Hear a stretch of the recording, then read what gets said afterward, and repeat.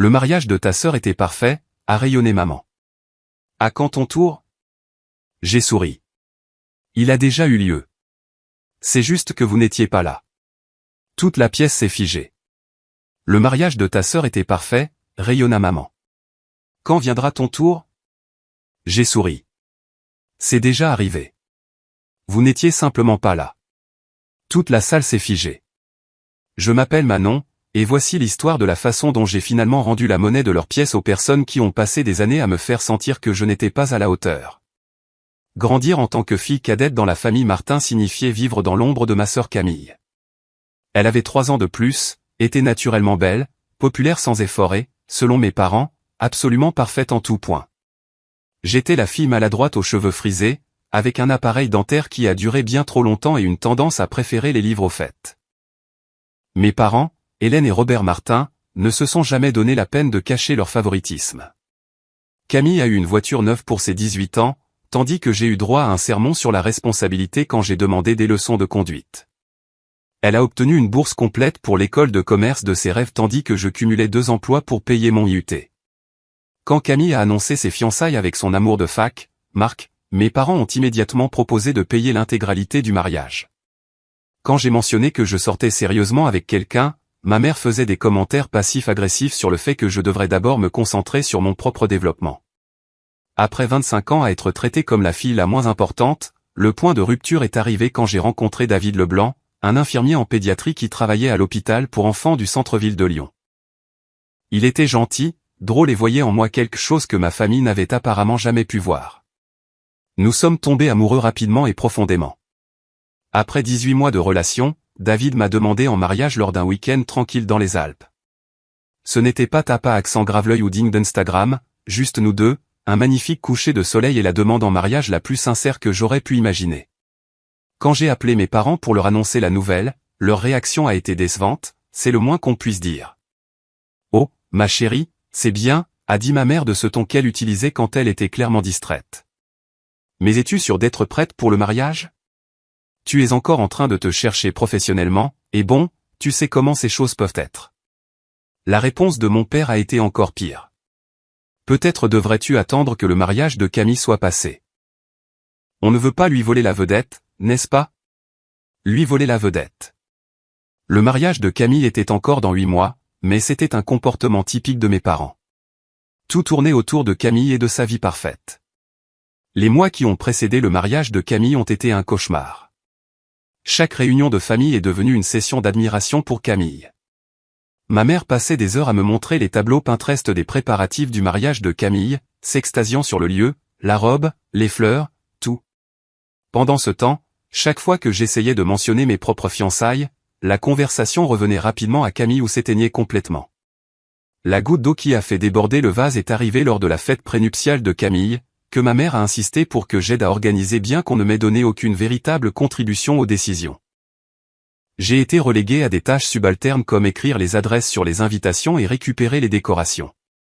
Pendant que ma mère et Camille prenaient toutes les décisions importantes ensemble, ma tante Marguerite m'a demandé quand David et moi comptions nous marier. « Oh, Manon n'est pas encore prête pour le mariage », a interrompu ma mère avant que je ne puisse répondre. Elle est encore en train de se chercher. Camille a toujours été plus mature à ce sujet. Camille s'est contentée de sourire et de ne rien dire, ce qui, d'une certaine manière, a été pire que si elle avait été ouvertement cruelle. Ce soir-là, je suis rentré chez David et j'ai pleuré pendant 2 heures. Il m'a tenu dans ses bras pendant que je déversais ma frustration sur le traitement de ma famille, sur la façon dont il me faisait sentir invisible et sans importance. C'est là que David a suggéré quelque chose qui allait tout changer. Et si on le faisait, tout simplement, a-t-il dit doucement. Et si on se mariait sans leur dire? Au début, j'ai cru qu'il plaisantait. Mais plus nous en parlions, plus l'idée devenait séduisante. Pourquoi devrions-nous attendre l'approbation ou la permission de ma famille? Pourquoi notre bonheur devrait-il être mis en attente pour le calendrier parfait de Camille? Au cours des semaines suivantes, nous avons planifié notre mariage secret. Nous avons opté pour une petite cérémonie au Jardin botanique de Lyon, avec seulement les parents de David, sa sœur, ma meilleure amie de l'IUT, Rebecca, et son mari Thomas comme témoins. La famille de David était ravie et m'a immédiatement accueilli comme leur propre fille. Le contraste entre leur chaleur et la froideur de ma famille était saisissant. Nous avons engagé une photographe locale nommée Marie Dubois, spécialisée dans les mariages intimes. La fleuriste, une dame âgée nommée Rose qui tenait une petite boutique en centre-ville, a créé le plus beau bouquet de pivoine blanche et d'eucalyptus. Ma robe venait d'une boutique spécialisée dans les robes simples et élégantes. Elle n'était ni chère ni élaborée, mais quand je l'ai enfilée, je me suis sentie la plus belle femme du monde. La cérémonie a eu lieu un samedi matin ensoleillé, le 13 avril, exactement 2 mois avant le mariage de Camille. Le père de David, un pasteur à la retraite, a officié. Il n'y avait pas un œil sec dans le petit groupe alors que David et moi échangions les vœux que nous avions écrits nous-mêmes. Sa promesse de m'aimer exactement tel que je suis, sans jamais essayer de me changer ou de faire de moi l'idée que quelqu'un d'autre se fait de la perfection. La mienne promettait de construire une vie ensemble basée sur le respect mutuel et un véritable partenariat, pas sur la compétition ou la comparaison. Après la cérémonie, nous avons déjeuné dans le restaurant préféré de David, un restaurant italien familial depuis 3 générations. Le propriétaire, Pepe, connaissait David depuis son enfance et a insisté pour nous préparer un repas spécial. Nous avons ri, raconté des histoires et célébré avec des gens qui se souciaient vraiment de notre bonheur. Pour notre lune de miel, nous avons fait un road trip d'1 semaine en Provence et sur la Côte d'Azur. Pas de complexe hôtelier de luxe ou de destination exotique, juste nous deux, explorant des endroits magnifiques et profitant de notre nouveau mariage. C'était parfait à tous les égards importants. À notre retour, nous avons décidé de garder le mariage secret jusqu'après le mariage de Camille. Nous ne voulions pas créer de drame ou donner à mes parents des munitions pour nous accuser d'avoir gâché le grand jour de Camille. Nous avons emménagé ensemble, disant à ma famille que nous passions simplement à l'étape suivante de notre relation. Mes parents ont à peine accusé réception de cette étape. Les préparatifs du mariage de Camille se sont intensifiés à l'approche de la date. Ma mère m'appelait tous les jours avec des nouvelles sur les essayages de la robe, les dégustations de menus et les arrangements floraux. Elle s'attendait à ce que je sois disponible pour chaque urgence et chaque crise de nerfs. Bien qu'elle n'ait montré aucun intérêt pour ma propre vie, j'ai joué le jeu, tout en portant secrètement mon alliance sur une chaîne sous mes vêtements. La semaine précédant le mariage de Camille a été absolument chaotique. Ma mère s'est transformée en ce que je ne peux décrire que comme une générale de mariage, aboyant des ordres aux fournisseurs, aux membres de la famille et à toute personne dans un rayon de 10 mètres. Elle m'a appelé à 7 heures du matin, 3 jours avant le mariage, pratiquement en hyperventilation, parce que le fleuriste avait livré la mauvaise nuance de rose. « Manon, tu dois aller chez le fleuriste tout de suite et arranger ça », a-t-elle exigé. Camille va faire une dépression si tout n'est pas parfait. J'ai regardé David, qui nous préparait le petit déjeuner avant son service à l'hôpital. Il a levé les sourcils avec sympathie pendant que je mimais l'urgence florale. « Maman, je dois travailler aujourd'hui », ai-je répondu. « Tu ne peux pas t'en occuper toi-même ? » « Je suis trop occupé avec le traiteur », a-t-elle sèchement rétorqué. « Le mariage de ta sœur est ce week-end, Manon. C'est important. » L'ironie ne m'a pas échappé. Me voilà, une femme mariée, envoyée faire des courses pour le mariage de ma sœur, tandis que mon propre mariage restait un secret. J'ai passé ma pause déjeuner à traverser la ville pour me disputer avec un fleuriste sur la différence entre le rose poudré et le vieux rose. Tout cela pendant que mon alliance pendait, cachée sous mon chemisier de travail. Le dîner de répétition a eu lieu dans une brasserie de luxe du centre-ville. J'ai regardé mes parents se pâmer devant la famille de Marc, qui étaient des gens adorables, mais clairement mal à l'aise avec l'étalage de richesse ostentatoire de mes parents. La mère de Marc, Patricia, était institutrice en maternelle, et son père, Jacques, travaillait comme électricien. C'étaient des gens authentiques, terre à accent grave-terre, qui semblaient déconcertés par la verrerie en cristal et les assiettes de présentation dorées sur lesquelles ma mère avait insisté. Pendant le dîner, mon père s'est levé pour prononcer un discours sur l'histoire d'amour de Camille et Marc. Il a parlé de sa fierté pour Camille d'avoir trouvé un homme si merveilleux, de la chance que Marc avait d'entrer dans notre famille, et de la façon dont ce mariage représentait tout ce qu'ils avaient espéré pour leur fille. Le discours a duré près de 10 minutes, couvrant les réalisations de Camille, sa beauté, ses excellentes notes à l'école de commerce et sa carrière réussie dans le marketing. Quand il a terminé, plusieurs personnes se sont tournées vers moi, s'attendant à ce que je prononce un discours en tant que demoiselle d'honneur. Mais mon père s'est simplement rassis, ayant apparemment dit tout ce qu'il voulait dire sur ses filles. Le moment est passé dans un silence gêné jusqu'à ce que Marc se lève pour remercier tout le monde d'être venu. Plus tard dans la soirée, Patricia Leblanc s'est approchée de moi pendant le cocktail. « Manon, j'espère que ça ne vous dérange pas que je dise ça, mais j'ai l'impression de n'avoir presque rien entendu sur vous ce soir. David parle constamment de vous quand on le voit aux réunions de famille, et il vous adore manifestement. J'adorerais en savoir plus sur votre travail et vos centres d'intérêt. La gentillesse dans sa voix m'a presque fait pleurer. Voici une femme que j'avais rencontrée quelques heures plus tôt, qui montrait plus d'intérêt pour ma vie que mes propres parents en des mois. Nous avons passé 20 minutes à parler de mon travail à la bibliothèque municipale, de mon bénévolat dans des programmes d'alphabétisation pour adultes et de mon hobby pour la photographie. Elle a écouté attentivement, posé des questions réfléchies et m'a fait sentir que ma vie comptait. David a de la chance d'avoir trouvé quelqu'un d'aussi passionné et attentionné, a-t-elle dit chaleureusement. Je peux dire que vous êtes très heureux ensemble. Si seulement elle savait à quel point elle avait raison et à quel point nous avions officialisé ce bonheur récemment. Le matin du mariage de Camille s'est levé, clair et lumineux, ce que ma mère a pris comme un signe personnel de l'univers que tout était destiné à être parfait. Elle avait réservé une suite dans un domaine prestigieux du Beaujolais pour que la noce se prépare, avec maquilleuse professionnelle, coiffeur et photographe pour capturer chaque instant de la préparation de Camille. Je suis arrivé à 8 heures du matin pour trouver Camille déjà en pleine préparation, assise dans un peignoir blanc moelleux pendant que la maquilleuse travaillait sur son visage. La pièce bourdonnait d'activité alors que les demoiselles d'honneur discutaient, que ma mère dirigeait le photographe et que divers fournisseurs allaient et venaient avec les détails de dernière minute. Manon, enfin, s'est exclamée ma mère en me voyant. Le photographe veut prendre des photos de toi et dans Camille avec ses bijoux. Peux-tu lui mettre son collier? J'ai consciencieusement attaché le collier de diamants autour du cou de Camille, un héritage familial qui avait appartenu à ma grand-mère. Alors que je m'occupais du fermoir, Camille a croisé mon regard dans le miroir. Tu sais, j'ai toujours imaginé qu'on ferait ça ensemble un jour, dit-elle doucement. Se préparer pour nos mariages, s'entraider avec nos robes. Pendant un instant, elle a ressemblé à la sœur dont je me souvenais de l'enfance, avant que la compétition et le favoritisme n'aient créé une telle distance entre nous. J'ai failli tout lui dire à ce moment-là, sur mon propre mariage, sur la beauté d'avoir la sœur de David, Hélène, m'aider avec ma robe, sur la façon dont nous avions ri et pleuré ensemble dans la petite suite nuptiale du jardin botanique. Mais ma mère est apparue avec le photographe, nous positionnant pour une série de clichés spontanés, et le moment est passé. Les préparatifs de la cérémonie étaient un chef-d'œuvre de perfection orchestré. Ma mère avait engagé une organisatrice de mariage, Hélène Lambert, qui gérait le calendrier avec une précision militaire. Chaque demoiselle d'honneur savait exactement quand descendre l'allée, à quelle vitesse se déplacer et où se tenir. Les garçons d'honneur avaient été briefés sur leur position et leurs signaux. Même la petite fille aux fleurs et le porteur d'alliance avaient fait plusieurs répétitions. Alors que nous nous alignions à l'extérieur de l'espace de la cérémonie, j'ai aperçu David à sa place. Il était magnifique dans son costume bleu marine, et lorsque nos regards se sont croisés, il a souri et a touché sa poitrine, là où je savais qu'il gardait son alliance sur une chaîne, tout comme moi. Ce petit geste m'a rappelé que je n'étais pas seul dans cette performance, que j'avais quelqu'un qui m'aimait et me soutenait vraiment.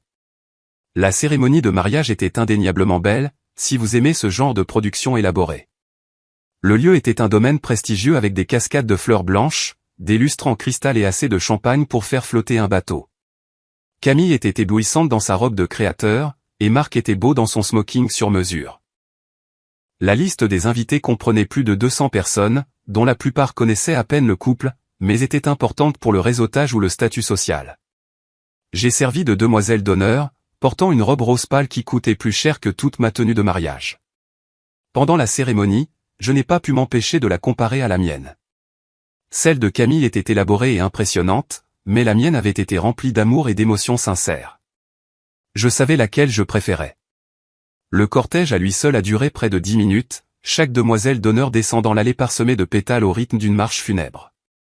L'officiant, un ami de la famille qui connaissait Camille depuis l'enfance, a prononcé un long sermon sur le mariage qui ressemblait plus à une performance pour la foule assemblée qu'à un moment spirituel entre deux personnes amoureuses. Pendant les vœux, Camille et Marc ont récité des mots qu'ils avaient écrits ensemble avec l'aide d'un rédacteur de discours de mariage professionnel. Ils étaient polis et romantiques, pleins de références au destin et aux contes de fées. Debout derrière Camille, tenant son bouquet, je ne pouvais m'empêcher de me souvenir de mes propres vœux à David, trébuchant sur les mots en essayant d'exprimer des émotions trop grandes pour le langage, les larmes coulant sur mon visage alors que je promettais de l'aimer quoi que la vie nous apporte. La réception qui a suivi était encore plus élaborée que la cérémonie. La salle de bal du domaine avait été transformée en ce que ma mère appelait un jardin romantique paradisiaque avec des milliers de roses, des guirlandes lumineuses et assez de bougies pour éclairer une petite ville. Chaque table était dressée avec de la porcelaine à bord dorés, des verres en cristal et des centres de table qui coûtaient probablement plus cher que le loyer mensuel de la plupart des gens. J'étais assise à la table d'honneur entre la colocataire de fac de Camille, Amandine, et notre cousine Jennifer, qui ont toutes deux passé tout le cocktail à discuter de leur propre drame relationnel. Amandine était en plein divorce compliqué avec son mari de 3 ans, tandis que Jennifer sortait avec un homme que ses parents désapprouvaient parce qu'il était chef cuisinier plutôt qu'avocat ou médecin. « Au moins, tu n'as pas à t'inquiéter de tout ça pour l'instant », m'a dit Jennifer pendant l'entrée. « Tu es intelligente de prendre ton temps et de vraiment savoir ce que tu veux avant de t'engager. » J'ai failli m'étouffer avec mon vin. Si seulement elle savait que j'avais déjà trouvé exactement ce que je voulais et que je l'avais épousée 2 mois plus tôt lors d'une cérémonie qui semblait plus authentique que toute cette production. Le service du dîner a duré plus de 2 heures, avec plusieurs plats et accords mets et vins que le sommelier expliquait avec des détails insoutenables. Mes parents n'avaient reculé devant aucune dépense, engageant un traiteur 5 étoiles spécialisé dans les expériences culinaires haut de gamme. La nourriture était indéniablement délicieuse, mais je me suis surprise à penser au simple déjeuner italien que David et moi avions partagé après notre cérémonie de mariage, où Pépé nous avait servi la recette d'osso bucco de sa grand-mère et avait refusé que nous payions parce que l'amour doit être célébré avec la meilleure nourriture et les plus grands cœurs. Pendant le repas, divers membres de la famille et amis se sont levés pour porter des toasts. Les amis de fac de Camille ont partagé des histoires amusantes sur ses aventures amoureuses avant Marc. Le témoin de Marc a raconté leur amitié depuis l'enfance. Mon oncle Robert a raconté des histoires embarrassantes sur Camille, petite fille qui ont fait rire tout le monde. Même le jeune frère timide de Marc a réussi un discours touchant sur le fait de gagner une sœur. Quand est venu le moment du traditionnel toast de la demoiselle d'honneur, je me suis levé avec ma coupe de champagne, sentant le poids de mon alliance cachée contre ma poitrine. J'avais passé des jours à écrire et réécrire ce discours, essayant de trouver des mots qui soient honnêtes sans être amers, aimant sans être faux. Camille a toujours été le genre de personne qui sait ce qu'elle veut et qui se donne les moyens de l'obtenir, ai-je commencé, ma voix plus stable que je ne le pensais. Elle n'a jamais eu peur de rêver grand ou de travailler dur pour que ses rêves deviennent réalité. Marc, tu épouses quelqu'un qui te poussera à être le meilleur de toi-même tout en t'aimant exactement tel que tu es. Et Camille, tu as trouvé quelqu'un qui voit toutes les choses merveilleuses en toi que nous autres avons toujours su. C'était vrai. Même si notre relation était compliquée, Camille était déterminée et ambitieuse, des qualités que j'admirais réellement, même quand elles éclipsaient mes propres forces plus discrètes. Le toast a été bien reçu, et Camille m'a fait un merci du bout des lèvres alors que je m'asseyais. Après le dîner, la danse a commencé avec la première danse de Camille et Marc sur l'hymne à l'amour d'Édith Piaf. Ils se déplaçaient magnifiquement ensemble, ayant pris des mois de leçons pour parfaire leur chorégraphie. Mes parents regardaient depuis leur table, les larmes aux yeux, et je pouvais voir ma mère planifier déjà la page de l'album photo que ce moment occuperait. Au fur et à mesure que la soirée se poursuivait, je me suis surprise à observer toute la célébration avec le détachement d'une anthropologue étudiant les rituels de mariage. La cérémonie de la découpe du gâteau où Camille et Marc se donnaient de petites bouchées pendant que le photographe capturait chaque angle. Les traditions du lancer du bouquet et de la jarretière qui semblaient conçues plus pour le divertissement que pour une réelle signification romantique. Les séances photos sans fin avec diverses combinaisons de membres de la famille et d'amis. Ce qui m'a le plus frappé, c'est à quel point tout cela semblait performatif.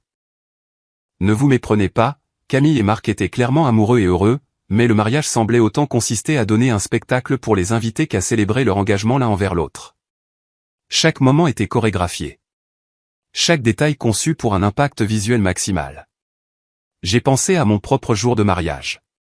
Comment David et moi avions passé la matinée à nous promener dans le jardin botanique avant notre cérémonie, parlant doucement de nos espoirs pour notre mariage.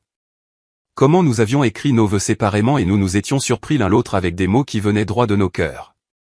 Comment le neveu de David, qui avait 8 ans, avait servi de porteur d'alliance et n'arrêtait pas de chuchoter bruyamment pendant la cérémonie à quel point ma robe était jolie. Notre photographe, Marie, avait capturé des moments magnifiques, mais ils étaient spontanés et authentiques. David essuyant les larmes de mes yeux pendant nos vœux, moi riant alors que son père trébuchait légèrement sur les mots de la cérémonie. Le câlin de groupe spontané qui a eu lieu après que nous ayons été déclarés mari et femme. Ce n'étaient pas des moments conçus pour les réseaux sociaux ou les albums de famille. C'étaient de vraies émotions partagées entre des gens qui tenaient les uns aux autres. Vers 22 heures, la fête battait son plein. L'orchestre que mes parents avaient engagé jouait un mélange de chansons d'amour classiques et de succès contemporains qui maintenait la piste de danse bondée. Camille avait troqué sa robe de cérémonie pour une robe de réception plus courte et plus confortable qui facilitait la danse. Elle était radieuse et heureuse, tourbillonnant sur la piste de danse avec Marc, puis avec mon père, puis avec divers membres de la famille et amis. J'ai dansé quelques danses obligatoires avec des parents et des amis de la famille, bavardant de mon travail et de ma relation avec David. Tout le monde semblait supposer que nous serions bientôt fiancés, et je souriais de manière non engageante pendant que mon alliance pressait contre ma poitrine comme un secret attendant d'être révélé. David et moi avons réussi à voler quelques danses ensemble, y compris un slow pendant lequel il m'a murmuré à l'oreille « Comment tu tiens le coup, Madame Leblanc ?» L'entendre m'appeler par mon nom de femme mariée au milieu de la réception de mariage de ma sœur était surréaliste et excitant. Plus que quelques heures, ai-je chuchoté en retour. Ensuite, nous pourrons rentrer à la maison et je pourrai porter mon alliance là où elle doit être. La partie la plus difficile de la soirée a été de regarder mes parents. Ils étaient dans leur élément, jouant le rôle d'hôte fier avec une joie évidente. Ma mère avait changé 3 fois de tenue au cours de la journée, chacune plus élaborée que la précédente. Mon père s'était détendu après plusieurs verres de champagne et racontait à qui voulait l'entendre à quel point il était fier de Camille et à quel point Marc avait de la chance de rejoindre leur famille. Pendant un moment calme, j'ai entendu ma mère parler à sa sœur Marguerite des projets futurs de Camille. Il pense à fonder une famille d'ici 1 an ou 2, dit-elle, la voix pétillante d'anticipation. Tu imagines à quel point leurs enfants seront beaux?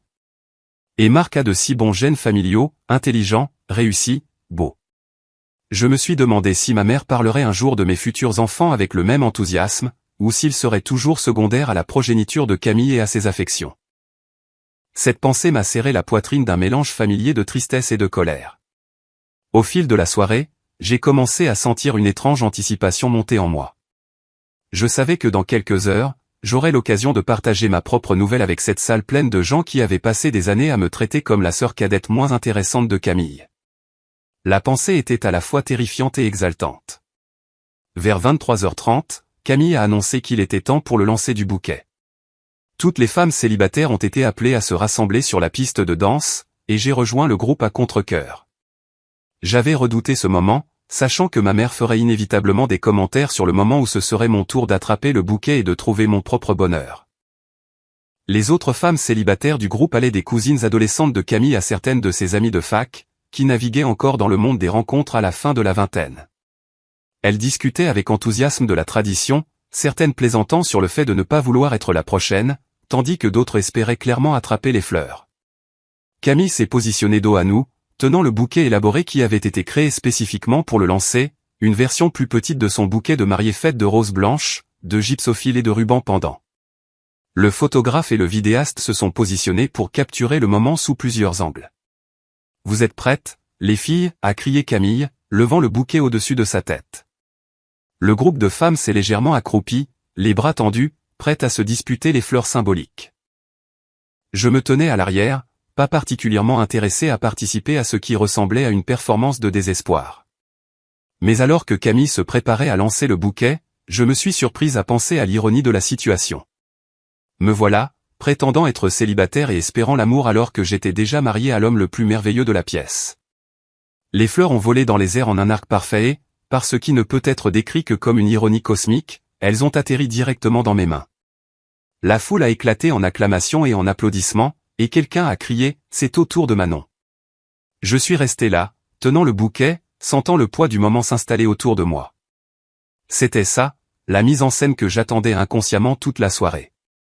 Ma mère s'est matérialisée à mes côtés, le visage rayonnant d'alcool et d'excitation.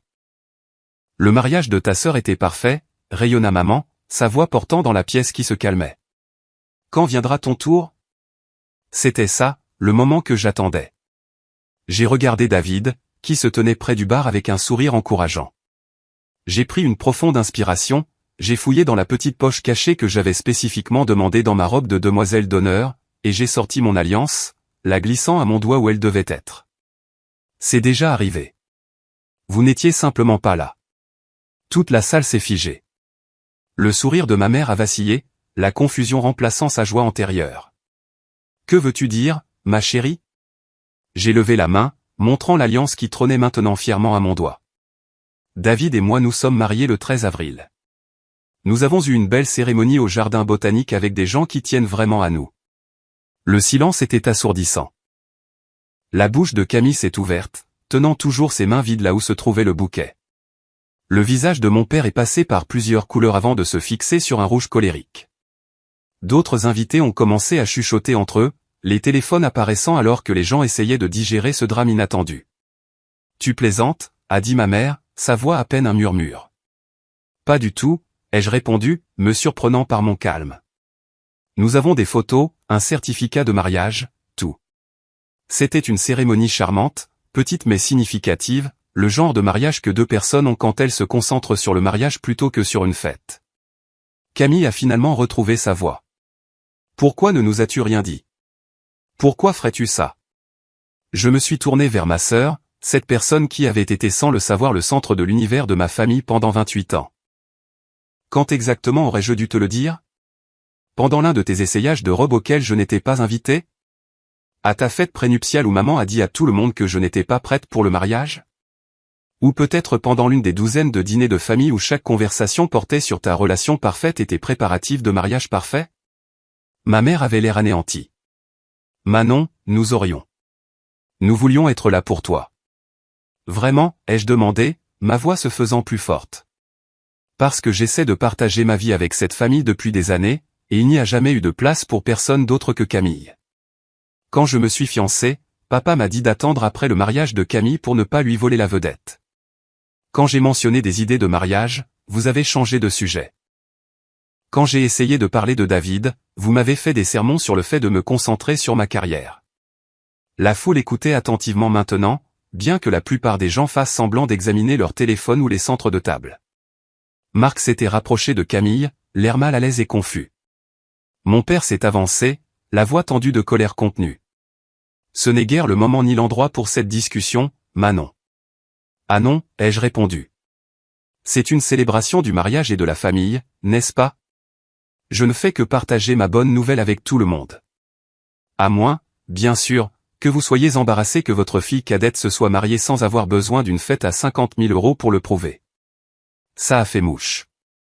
La mâchoire de mon père s'est crispée et ma mère avait l'air sur le point de pleurer. David s'est approché et m'a pris la main. « Peut-être devrions-nous y aller » a-t-il dit doucement. « Bonne idée » ai-je acquiescé. Je me suis retourné vers la salle, dont beaucoup de gens me fixaient encore. Merci à tous de nous avoir aidés à célébrer. Ce fut instructif. Les retombées de ma révélation ont été immédiates et dramatiques. La salle, qui était remplie de célébrations et de rires quelques instants auparavant, est tombée dans le genre de silence que l'on entend habituellement que dans les bibliothèques ou les funérariums. Je pouvais voir les gens digérer ce que j'avais dit. Certains confus, d'autres choqués, quelques-uns clairement ravis par le drame inattendu. Le visage de Camille est passé par plusieurs expressions en succession rapide, confusion, incrédulité, blessure et enfin colère. « Tu fais sérieusement ça maintenant » siffla-t-elle, sa voix basse mais portant dans la pièce silencieuse. « À mon mariage ?» Je ne fais que répondre à la question de maman, ai-je répondu, surprise de mon calme. Mon cœur battait la chamade, mais extérieurement, je me sentais plus composé que je ne l'avais été de toute la journée. Elle a demandé quand ce serait mon tour, et je lui ai dit la vérité. Mon père s'est avancé, le visage un masque de fureur contenue. « Manon, c'est complètement inapproprié. Nous devons en discuter en privé. »« Pourquoi » ai-je demandé. « C'est une célébration du mariage et de la famille, n'est-ce pas? Je pensais que vous seriez heureux d'apprendre que je suis marié à un homme merveilleux qui m'aime inconditionnellement. » La dernière partie était directement destinée à mes parents, et d'après leurs expressions, elle a fait mouche. Autour de nous, je pouvais voir des invités sortir leur téléphone, certains envoyant probablement des SMS à d'autres membres de la famille, d'autres documentant probablement le drame pour les réseaux sociaux. Ma mère avait l'air d'avoir la nausée. « Manon, ma chérie, tu ne peux pas être sérieuse. Quand est-ce que c'est arrivé? Pourquoi ne nous as-tu rien dit? » Je te l'ai dit, dis-je, ma voix se faisant plus forte. Vous n'étiez simplement pas là. Nous nous sommes mariés le 13 avril au jardin botanique. C'était une belle cérémonie avec des gens qui voulaient vraiment célébrer notre bonheur. David est apparu à mes côtés, sa présence me donnant le courage de continuer. Mon mari, David, et moi avons décidé d'avoir un petit mariage intime, axé sur notre engagement l'un envers l'autre plutôt que d'impressionner un tas de gens qui nous connaissent à peine. Le mot mari a semblé frapper ma famille comme un coup physique. Camille a même fait un pas en arrière, manquant de trébucher sur sa traîne élaborée. Tu nous mens depuis des mois, a dit mon père, la voix tendue de colère. Comment as-tu pu tromper ta famille comme ça? Vous tromper? J'ai ri, le son sec dans la pièce silencieuse. Comme quand tu as dit à tante Marguerite que je n'étais pas prête pour le mariage à la fête prénuptiale de Camille, ou quand tu as suggéré que j'attende pour me fiancer pour ne pas voler la vedette à Camille. Quand exactement étais-je censé partager ma nouvelle avec une famille qui a clairement fait savoir que ma vie n'était pas aussi importante que celle de ma sœur? D'autres téléphones sont apparus dans la pièce. Je pouvais voir ma cousine Rachel tout enregistrée, probablement pour les membres de la famille qui n'étaient pas présents. Mon oncle Robert avait l'air partagé entre intervenir et profiter du drame. Camille a finalement retrouvé sa voix. Et alors? Tu as décidé de gâcher mon mariage parce que tu es jalouse? Parce que tu ne supportais pas qu'une journée ne soit pas à ton sujet? Ça m'a piqué, mais je n'allais pas reculer maintenant. Il ne s'agit pas de toi, Camille. Il s'agit de moi qui me défends enfin après 25 ans à être traitée comme la fille lot de consolation. Ce n'est pas juste, a protesté ma mère, les larmes commençant à couler sur ses joues soigneusement maquillées. Nous vous aimons toutes les deux de la même manière. Vraiment, ai-je défié. Quand m'as-tu appelé pour la dernière fois juste pour savoir comment j'allais? Quand as-tu demandé pour la dernière fois des nouvelles de mon travail, de mes hobbies, de ma relation sans immédiatement changer de sujet pour parler de Camille? Quand as-tu agi pour la dernière fois comme si mon bonheur comptait autant que le sien? Le silence qui a suivi était assourdissant. Autour de nous, les invités du mariage avaient formé un cercle lâche, certains faisant semblant de regarder ailleurs tout en écoutant clairement chaque mot. L'orchestre avait cessé de jouer, et même le personnel de service avait interrompu son nettoyage pour regarder le drame familial se dérouler. Marc, qui était resté figé à côté de Camille, a finalement pris la parole. Peut-être devrions-nous avoir cette conversation quelque part en privé. Pourquoi, ai-je demandé. Pour que vous puissiez tous vous liguer contre moi et me dire à quel point je suis égoïste? Pour que vous puissiez me faire sentir coupable d'avoir enfin parlé de la façon dont j'ai été traité? Je ne crois pas. Je me suis tourné pour m'adresser à toute la salle, me sentant téméraire et libéré. Je veux que tout le monde sache que David et moi avons eu une belle cérémonie de mariage il y a 2 mois. Nous avons échangé des vœux que nous avons écrits nous-mêmes, entourés de gens qui nous aiment et nous soutiennent. C'était petit mais parfait, et je n'en changerai pas une seule chose. Certains des invités plus âgés avaient l'air scandalisés, mais j'ai remarqué que plusieurs des membres plus jeunes de la famille hochaient la tête en signe d'approbation. Ma cousine Rachel avait arrêté d'enregistrer et me souriait. Même certaines des amies de Camille semblaient impressionnées par mon audace. David m'a serré la main. Manon, peut-être devrions-nous rentrer à la maison maintenant, a-t-il dit doucement. J'ai hoché la tête, me sentant soudainement épuisé par la confrontation. L'adrénaline qui m'avait porté pendant ma révélation commençait à s'estomper, et j'ai réalisé que je tremblais légèrement. Félicitations pour ce magnifique mariage, Camille, ai-je dit, ma voix plus douce maintenant. J'espère que toi et Marc aurez un mariage merveilleux. Vraiment. Camille m'a fixé pendant un long moment, les yeux brillants de larmes non versées. Je n'arrive pas à croire que tu aies fait ça, a-t-elle murmuré. Je n'arrive pas à croire que ça m'ait pris autant de temps, ai-je répondu. Alors que David et moi nous dirigions vers la sortie, j'entendais les chuchotements commencer derrière nous, les voix s'élevant alors que les gens commençaient à digérer ce qui venait de se passer. Mon téléphone vibrait déjà de messages textes et d'appels manqués. Comment te sens-tu? A demandé David alors que nous atteignions sa voiture. J'y ai réfléchi un instant, prenant de profondes bouffées d'air frais du soir. Libre, ai-je dit finalement. Effrayé, mais libre. Le trajet de retour s'est fait en silence, tous deux perdus dans nos pensées sur ce qui venait de se passer. Je n'arrêtais pas de rejouer la scène dans ma tête, me demandant si j'aurais pu la gérer différemment, s'il y avait eu une meilleure façon de faire passer mon message. Mais je me suis souvenu du visage de ma mère quand elle a demandé quand viendrait mon tour. La supposition désinvolte que j'attendais toujours que ma vie commence pendant que Camille vivait son conte de fées parfait. Je me suis souvenu de toutes les années où je me suis senti invisible, de toutes les fois où mes réalisations ont été négligées ou minimisées. Mon approche n'avait peut-être pas été parfaite, mais elle avait été honnête. Quand nous sommes rentrés à la maison, j'ai finalement retiré l'alliance de la chaîne où je l'avais cachée et j'ai confirmé qu'elle était de retour là où elle devait être, à mon doigt. David a fait de même, et pour la première fois en 2 mois, nous ressemblions à ce que nous étions réellement, un couple marié. Plus de cachette, ai-je dit, admirant la façon dont l'anneau captait la lumière. Plus de cachette, a convenu David, me prenant dans ses bras. Bien que j'ai le sentiment que demain va être intéressant. Il avait raison. Mon téléphone a sonné constamment pendant les 3 jours suivants, avec des appels de membres de la famille, d'amis de la famille et de personnes à qui je n'avais pas parlé depuis des années qui avaient entendu parler du drame par le réseau familial élargi. Certains me soutenaient, d'autres me critiquaient, et quelques-uns appelaient juste pour les potins. Les appels les plus douloureux sont venus de ma famille immédiate. Ma mère a laissé 17 messages vocaux, son ton oscillant entre des excuses larmoyantes et des accusations colériques. Camille a envoyé une série de SMS qui sont devenus de plus en plus hostiles comme je ne répondais pas immédiatement.